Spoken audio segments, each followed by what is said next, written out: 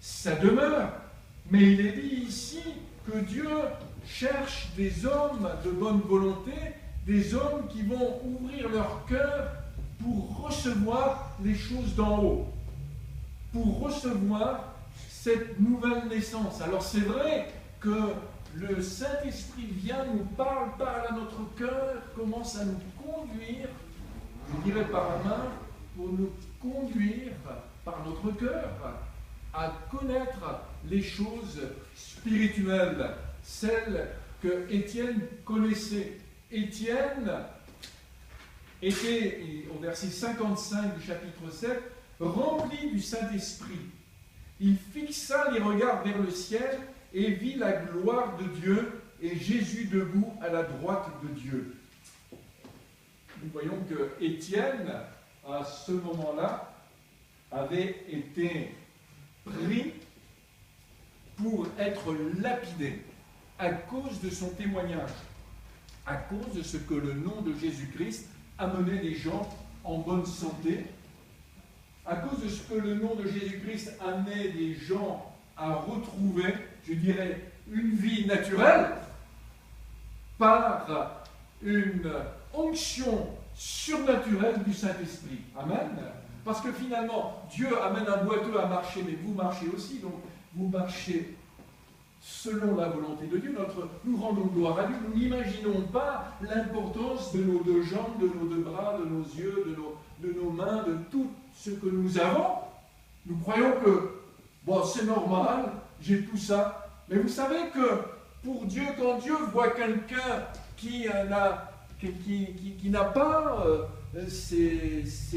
tous les moyens, qui a un handicap, Dieu est là pour corriger. C'est le signe que Dieu veut donner par l'Église au monde qui nous entoure.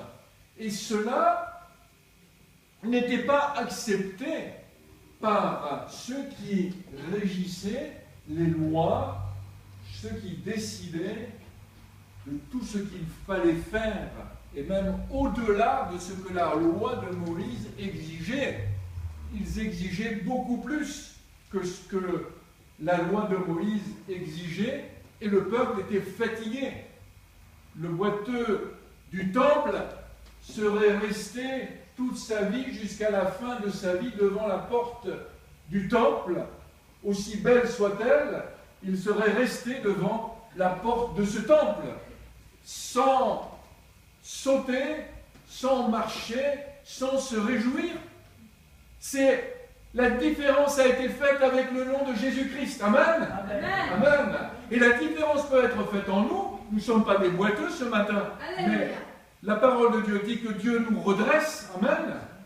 Il nous transforme. Mais alors, il nous transforme comment? Est-ce qu'il nous transforme parce que nous sommes boiteux?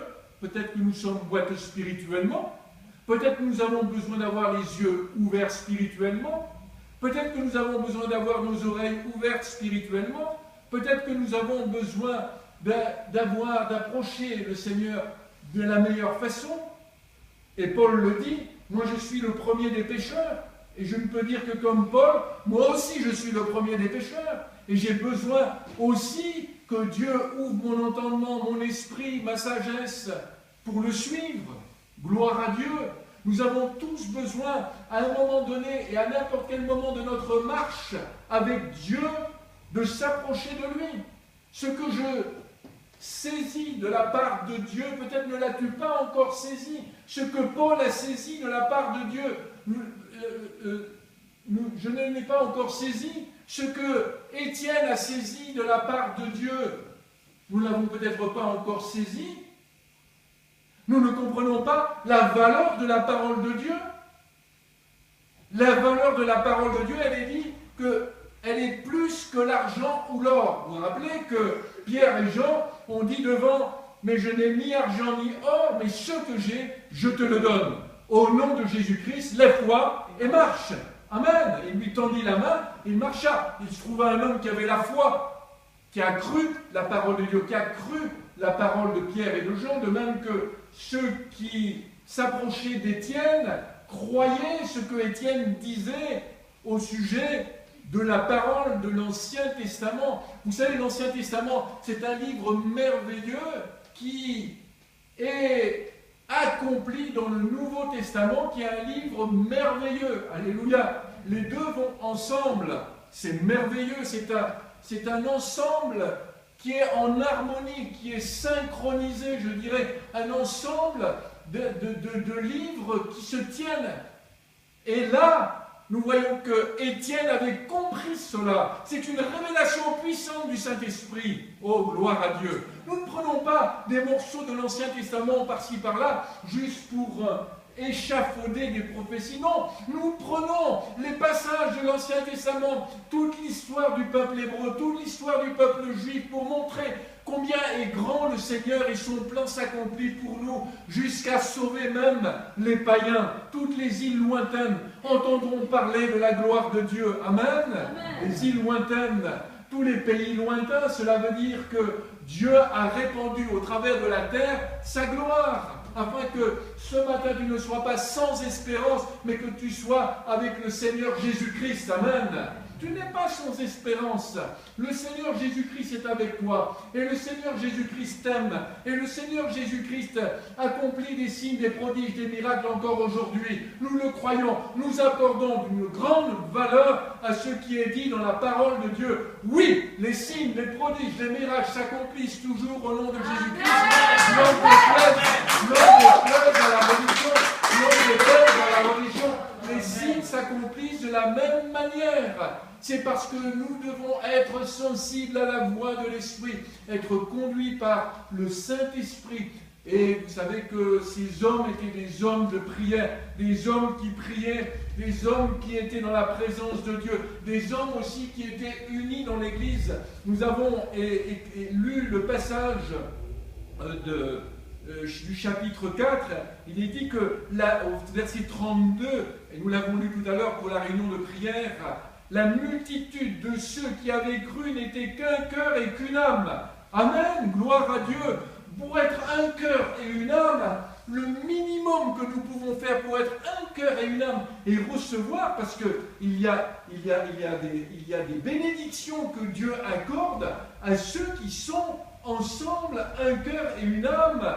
Il est dit qu'ils furent tous remplis du Saint-Esprit, le lieu où ils étaient trembla, et ils annonçaient la parole de Dieu avec assurance. Amen, gloire à Dieu. Je ne crois pas à une vie chrétienne isolée quelque part, seule dans un monastère ou dans un ermitage. Je crois à la parole de Dieu qui s'accomplit dans les cœurs, qui est répandue dans les cœurs pour rassembler dans un même esprit, dans un même état d'âme. L'Église, corps de Christ, a une valeur inimaginable. Voilà pourquoi, frères et sœurs, le diable cherche à nous retirer de l'Église. Le diable cherche à séparer les églises. Le diable cherche à séparer les églises locales. Il cherche à séparer l'Église locale. Il cherche à diviser. Mais le Saint-Esprit, il unit les cœurs. Il rassemble les cœurs. Amen. Amen. Avons-nous soif de ce Saint-Esprit? Avons-nous soif de demander au Saint-Esprit de venir dans nos vies? Amen. Amen. C'est la puissance du Saint-Esprit que Dieu a utilisée au travers d'Étienne pour annoncer un évangile. Vous allez me dire, mon frère, cela lui a coûté la vie. Mais certes, il est dit que celui qui perdra sa vie à cause de Jésus-Christ la retrouvera. Amen. Étienne avait foi dans ses paroles et il n'était pas inquiété quant à sa destinée, quant à son avenir. Son avenir est dans les mains du Seigneur. Et nous voyons que le Seigneur avait un avenir glorieux. Quel avenir où il y a plus de gloire que être rempli du Saint-Esprit, fixer les regards au ciel, voir la gloire de Dieu et voir Jésus-Christ debout à la droite de Dieu. Et il dit, voici, je vois les cieux ouverts et le Fils de l'homme debout à la droite de Dieu. Quelle confirmation! Il a vu le Seigneur. Notre Seigneur Jésus-Christ est ressuscité. Amen. Il est ressuscité.